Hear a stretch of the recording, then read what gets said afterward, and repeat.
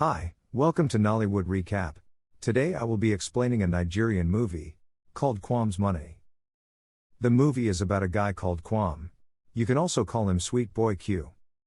He is a very popular guy and on top of the list of big boys in Lagos. People call him the Crypto King or the King of Cryptocurrency. He knows how to make cool money, and he sure knows how to spend it too. Kwam is the life of the party. He is the ladies' man, the men's man. Everybody loves Sweet Boy Q.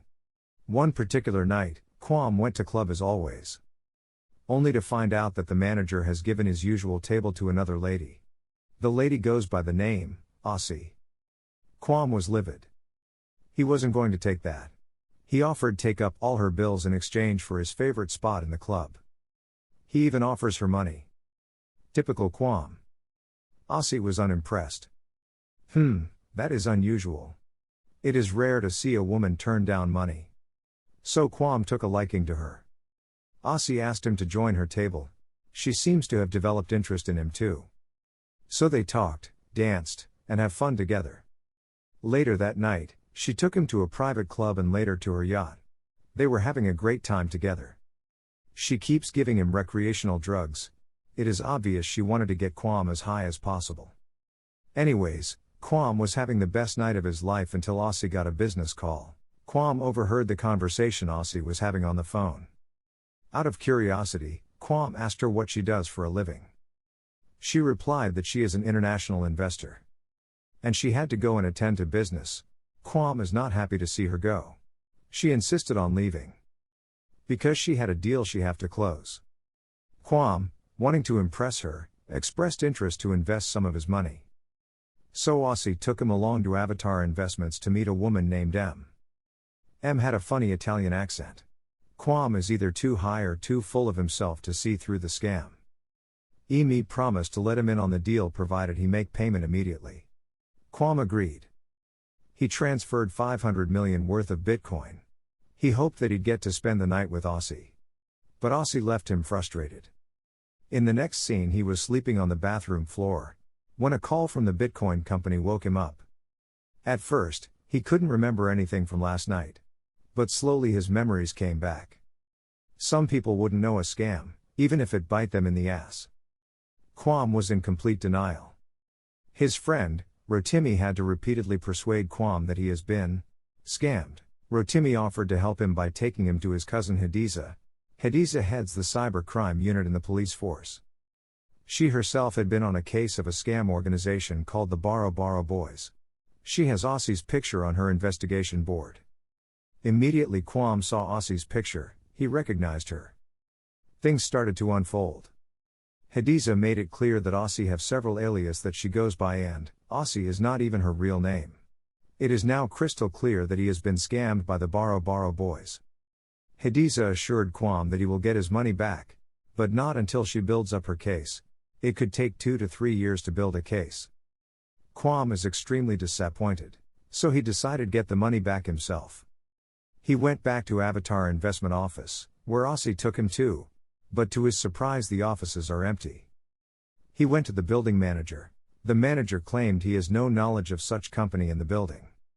Then Kwam asked for CCTV footages. The manager was non-compliant. Kwam becomes so agitated. The manager had him removed from the premises. Just as Kwam was being thrown out of the building, he met a guy who was with Aussie in the club, where he first met Aussie. On recognizing him, the guy began to run. Kwam caught up with him.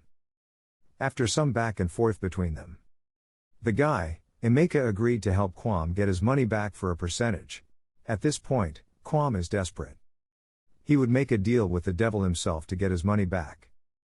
So he and Emeka formed a partnership. Kwam took the company flyer and traced the printer.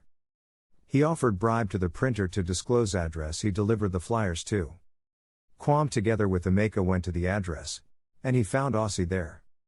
He accosted her. While trying to attack Aussie, he pushed a senator of the Federal Republic into the pool along the way. Big mistake.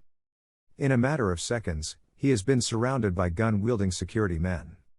Kwam was arrested and charged for public disturbance and terrorism. Rotimi prevailed on Hadiza to use her influence in the police to get him freed.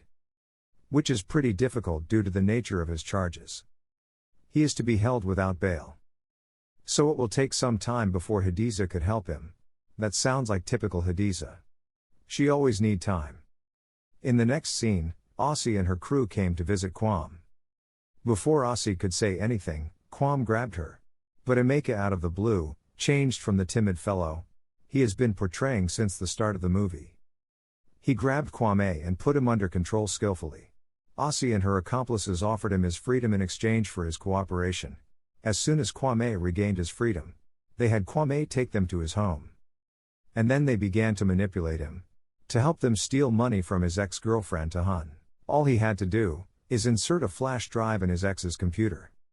Reluctantly, Quam played along to avoid going to prison. The problem is how to get to his soon-to-be married ex-girlfriend. First, he tried to throw her an engagement party. Then, he visited her breast cancer foundation meeting. Again he failed to get through to her. Eventually Tawoon finally gave him some audience. His conscience started biting him. And he had to tell Tawoon the truth about the attempt to scam her. On knowing that, Tawoon threw tantrums expectedly. Next scene, Tawoon's official computers went blackout from a picture Quam sent to her. Aussie had asked him to send a picture to Tawoon's computer. And it somehow corrupts all her systems. Then Aussie showed up. She demanded for money, and in return Tawoon will gain access to her company's systems again. Tawoon reluctantly pay, and she blamed Quam for it. The twist in the movie is that Aussie is actually being used as pawn by the couples, May and Micah. Both had been into scams all their lives. Aussie was just the face of their scams. Quam tried to escape but the couple made sure he complies. Well, it's just a warning shot.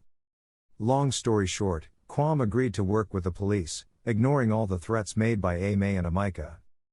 The next scene, the police planted some listening device on Quam. So when he was with May and Micah, they kept on talking their lives away. Unknowingly they gave the police all the information they needed to make a case against them. The police led by Hadiza barged in and arrested May and Micah. Surprisingly Aussie was working with the police as well. And things turned out well for Quam. He is free from manipulation.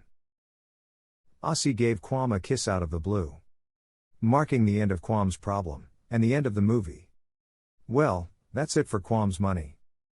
Thank you for watching. Kindly subscribe and press the like button. Bye bye now. See you later.